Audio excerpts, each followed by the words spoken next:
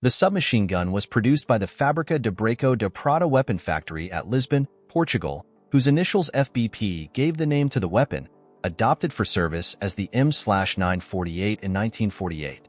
It utilized the large bolt and telescoping operating spring as in the Vollmer-designed German MP38 submachine gun, and the attachment of the barrel and the cocking lever are also copied from the same gun.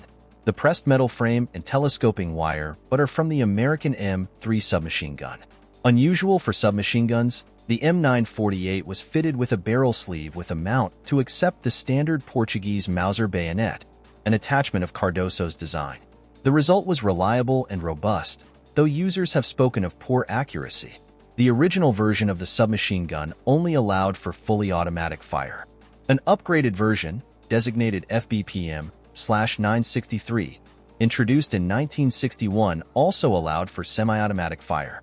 The weapon was primarily issued to officers and NCOs in the Portuguese Armed Forces and Security Forces, along with quantities of ex-German MP34 submachine guns.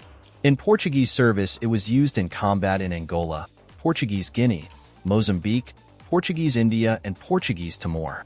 It was eventually replaced in service by the 9mm Uzi and the collapsible stock version of the standard M961G3 rifle.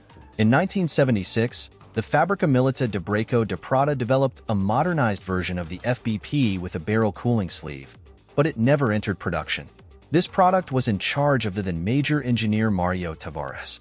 19,113 were made. Designed by Major Francisco Goncalves Cardoso from Portuguese Army.